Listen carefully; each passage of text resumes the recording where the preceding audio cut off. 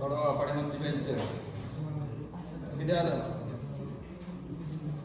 सोडवायचं का मुलींमध्ये सुटलं आहे का सोडवायचं द्या लक्ष चला पहिला नियम आपण सांगितला होता ना पुन्हा करायचं काय करायचे घातांकाची बेरीज करायची त्याच्या अगोदर हे सोडवू आपण 3 वेळा घातांक आल्यावर काय करायचं मग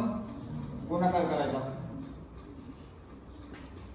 3 वेळा घातांक आल्यावर काय करतो आपण गुणाकार करतो काल सांगितलंय करा गुणाकार 3 दुने 6 6 दुने 12 15 चा 12 बरोबर 15 यम अधिक 8 आला पाया समान असल्यावर आपण काय करतो गुणाकारामध्ये बेरीज करतो करा बरं बेरीज होता 3 आणि 3 6 6 आणि 12 किती झाले 18